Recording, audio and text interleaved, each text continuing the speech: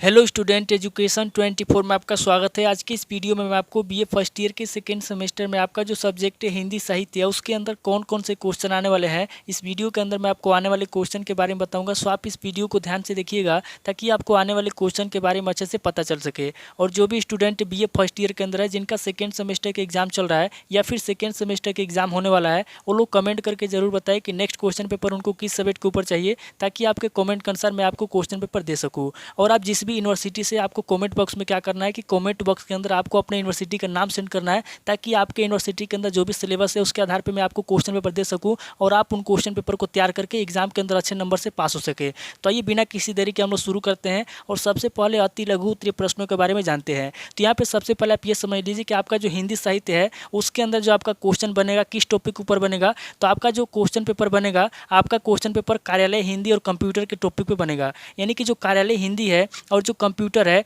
इसी से संबंधित आपका क्वेश्चन बनेगा। इसके बाहर आपका क्वेश्चन नहीं पूछा जाएगा। आपका जो भी क्वेश्चन रहेगा कार्यालय हिंदी से रहेगा और कंप्यूटर से रहेगा, यानी कि इन दो टॉपिक के ऊपर आपका क्वेश्चन पूछा जाएगा। तो यहाँ पे सबसे पहले हम लोग अति लघु उत्तरीय प्रश्नों के बारे में जानेंगे। तो अति लघु उत्तरीय प्रश्नों में पहले प्रश्न की बात की जाए तो यहाँ पे आपका पहला प्रश्न दिया हुआ है, कार्यालय हिंदी का क्या तात्पर्य है। पहला प्रश्न कह रहा है जो कार्यालय हिंदी है उसका क्या तात्पर्य है। यहाँ पे आपको कार्यालय हिंदी का तात्पर्य बताना है। अब अगली क्वेश्चन की बात की जाए तो यहाँ पे आपका दूसरा क्वेश्चन दिया हुआ है, पारिभाषिक शब्दावली से आप क्या समझते हैं। दूसरा क्वेश्चन कह रहा है जो पारिभाषिक शब्दावली है उससे आप क्या समझते हैं। यहाँ पे आपको पारिभाषिक शब्दावली के बारे में बताना है। अब अगली क्वेश्चन की बात की जाए तो यहाँ पे आपका तीसरा क्वेश्चन दिया हुआ है, पारिभाषिक शब्दों को परिभाषित कीजिए। तीसरा क्वेश्चन कह रहा है जो पारिभाषिक शब्द है, यहाँ पे आपको पारिभाषिक शब्दों को परिभाषित करना है। अब अगली क्वेश्चन की बात की जाए तो यहाँ पे आपका चौथा क्वेश्चन दिया हुआ है, व्यक्तित्व अनौपचारिक पत्र से आप क्या समझते हैं। चौथा क्वेश्चन कह रहा है जो व्यक्तित्व अनौपचारिक पत्र है उससे आप क्या समझते हैं। यहाँ पे आपको व्यक्तित्व अनौपचारिक पत्र के बारे में बताना है। अब अगली क्वेश्चन की बात की जाए तो यहाँ पे आपका पांचवा क्वेश्चन दिया हुआ है, व्यापारिक पत्र क्या होते हैं।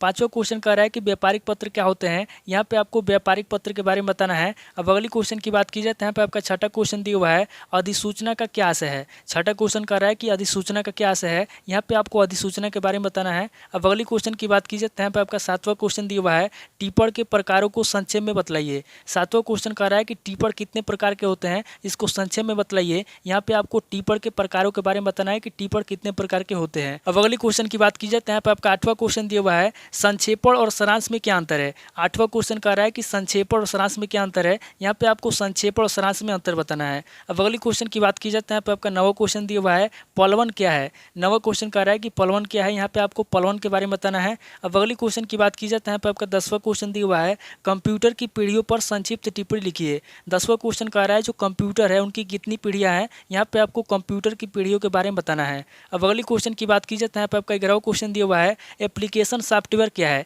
11वां क्वेश्चन कह रहा है कि एप्लीकेशन सॉफ्टवेयर क्या है, यहाँ पे आपको एप्लीकेशन सॉफ्टवेयर के बारे में बताना है। अब अगली क्वेश्चन की बात की जाए तो यहाँ पे आपका 12वां क्वेश्चन दिया हुआ है, सुपर मिनी कंप्यूटर का परिचय दीजिए। 12वां क्वेश्चन कह रहा है जो सुपर मिनी कंप्यूटर है, यहाँ पे आपको सुपर मिनी कंप्यूटर के बारे में बताना है। अगली क्वेश्चन की बात की जाए तो यहाँ पे आपका 13वां क्वेश्चन दिया हुआ है, सोशल मीडिया की उपयोगिता को समझाइए। 13वां क्वेश्चन कह रहा है जो सोशल मीडिया है उसका क्या उपयोगिता है, यहाँ पे आपको सोशल मीडिया की उपयोगिता को समझाना है। अब अगली क्वेश्चन की बात की जाए तो यहाँ पे आपका 14वां क्वेश्चन दिया हुआ है, ब्लॉगर का क्या अर्थ है। 14वां क्वेश्चन कह रहा है जो ब्लॉगर है उसका क्या अर्थ है, यहाँ पे आपको ब्लॉगर का अर्थ बताना है। अब अगली क्वेश्चन की बात की जाए तो यहाँ पे आपका 15वां क्वेश्चन दिया हुआ है, ई ज्ञान कोश क्या है। 15वां क्वेश्चन कह रहा है कि ई ज्ञान कोश क्या है, यहाँ पे आपको ई ज्ञान कोश के बारे में बताना है। अब अगली क्वेश्चन की बात की जाए तो यहाँ पे आपका 16वां क्वेश्चन दिया हुआ है, यूनिकोड के लाभ बताइए। 16वां क्वेश्चन कह रहा है जो यूनिकोड है उसके क्या लाभ है, यहाँ पे आपको यूनिकोड के लाभ बताना है। तो ये टोटल आपके 16 क्वेश्चन हो गए जो आपसे अति लघु उत्तरीय प्रश्न में पूछे जाएंगे। आपके एग्जाम में 3 तरह के प्रश्न पूछता है, अति लघु उत्तरीय प्रश्न, लघु उत्तरीय प्रश्न और दीर्घ उत्तरीय प्रश्न। तो आपको क्या करना है, तीनों तरह के प्रश्नों को देखना है।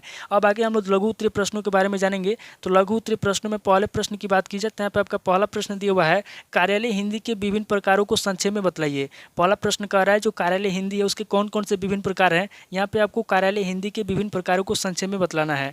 अब अगले क्वेश्चन की बात की जाए तो यहाँ पे आपका दूसरा क्वेश्चन दिया हुआ है, न्यायालय से संबंधित अंग्रेजी शब्दों की पारिभाषिक शब्दावली के उदाहरण प्रस्तुत कीजिए। दूसरा क्वेश्चन कह रहा है जो न्यायालय है, यहाँ पे आपको न्यायालय से संबंधित अंग्रेजी शब्दों की जो पारिभाषिक शब्दावली होती है, यहाँ पे आपको अंग्रेजी शब्दों की पारिभाषिक शब्दावली के उदाहरण प्रस्तुत करना है।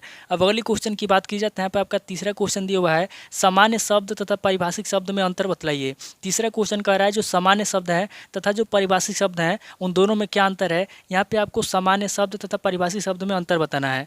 अब अगली क्वेश्चन की बात की जाए तो यहाँ पे आपका चौथा क्वेश्चन दिया हुआ है, आदेश की अवधारणा स्पष्ट कीजिए। चौथा क्वेश्चन कह रहा है जो आदेश है, यहाँ पे आपको आदेश की अवधारणा स्पष्ट करना है। यानी कि आदेश के बारे में आपको बताना है। अब अगली क्वेश्चन की बात की जाए तो यहाँ पे आपका 5वां क्वेश्चन दिया हुआ है, टिप्पण और टिप्पणी में अंतर बतलाइए। 5वां क्वेश्चन कह रहा है कि टिप्पण और टिप्पणी में क्या अंतर है, यहाँ पे आपको टिप्पण और टिप्पणी में अंतर बताना है। अब अगली क्वेश्चन की बात की जाए तो यहाँ पे आपका 6वां क्वेश्चन दिया हुआ है, संक्षेपण के भेद स्पष्ट कीजिए। 6वां क्वेश्चन कह रहा है जो संक्षेपण है उसके क्या भेद है, यहाँ पे आपको संक्षेपण के भेद स्पष्ट करना है। अगली क्वेश्चन की बात की जाए तो यहाँ पे आपका 7वां क्वेश्चन दिया हुआ है, पलवन के महत्व को संक्षेप में बतलाइए। 7वां क्वेश्चन कह रहा है जो पलवन है उसका क्या महत्व है, यहाँ पे आपको पलवन के महत्व को संक्षेप में बतलाना है। अब अगली क्वेश्चन की बात की जाए तो यहाँ पे आपका 8वां क्वेश्चन दिया हुआ है, कंप्यूटर में हिंदी के अनुप्रयोग पर प्रकाश डालिए। 8वां क्वेश्चन कह रहा है जो कंप्यूटर में हिंदी का अनुप्रयोग है, यहाँ पे आपको हिंदी के अनुप्रयोग पर प्रकाश डालना है। अब अगली क्वेश्चन की बात की जाए तो यहाँ पे आपका 9वां क्वेश्चन दिया हुआ है, ई लर्निंग की उपयोगिता क्या है। 9वां क्वेश्चन कह रहा है जो ई लर्निंग है उसकी उपयोगिता क्या है, यहाँ पे आपको ई लर्निंग की उपयोगिता बताना है। अब अगली क्वेश्चन की बात की जाए तो यहाँ पे आपका 10वां क्वेश्चन दिया हुआ है, ज्ञान दर्शन क्या है। 10वां क्वेश्चन कह रहा है कि ज्ञान दर्शन क्या है, यहाँ पे आपको ज्ञान दर्शन के बारे में बताना है। अब अगली क्वेश्चन की बात की जाए तो यहाँ पे आपका 11वां क्वेश्चन दिया हुआ है, शॉर्ट हैंड से आप क्या समझते हैं। 11वां क्वेश्चन कह रहा है कि शॉर्ट हैंड से आप क्या समझते हैं, यहाँ पे आपको शॉर्ट हैंड के बारे में बताना है। अब अगली क्वेश्चन की बात की जाए तो यहाँ पे आपका 12वां क्वेश्चन दिया हुआ है, परिकल्पना परीक्षण से आप क्या समझते हैं। 12वां क्वेश्चन कह रहा है कि परिकल्पना परीक्षण से आप क्या समझते हैं, यहाँ पे आपको परिकल्पना परीक्षण के बारे में बताना है। तो टोटल आपके 12 क्वेश्चन हो गए जो आपसे लघु उत्तरीय प्रश्न में पूछे जाएंगे। अब आगे हम लोग दीर्घ उत्तरीय प्रश्नों के बारे में जानेंगे। तो यहाँ पे दीर्घ उत्तरीय प्रश्नों में पहले प्रश्न की बात की जाए तो यहाँ पे आपका पहला प्रश्न दिया हुआ है, कार्यालयों के नाम तथा पदनाम से संबंधित अंग्रेजी शब्दों की परिभाषित शब्दावली के उदाहरण प्रस्तुत कीजिए। पहला क्वेश्चन कह रहा है जो कार्यालयों के नाम तथा पदनाम से संबंधित अंग्रेजी शब्दों की परिभाषित शब्दावली है, यहाँ पे आपको अंग्रेजी शब्दों की परिभाषित शब्दावली के उदाहरण प्रस्तुत करना है। अब अगली क्वेश्चन की बात की जाए तो यहाँ पे आपका दूसरा क्वेश्चन दिया हुआ है, कार्यालय हिंदी के स्वरूप एवं संकल्पना की समीक्षा कीजिए। दूसरा क्वेश्चन कह रहा है जो कार्यालय हिंदी के स्वरूप एवं संकल्पना है, यहाँ पे आपको स्वरूप एवं संकल्पना की समीक्षा करना है। अब अगली क्वेश्चन की बात की जाए तो यहाँ पे आपका तीसरा क्वेश्चन दिया हुआ है, पत्राचार किसे कहते हैं, पत्राचार की प्रमुख विशेषताएं प्रकट कीजिए। तीसरा क्वेश्चन कह रहा है कि पत्राचार किसे कहते हैं,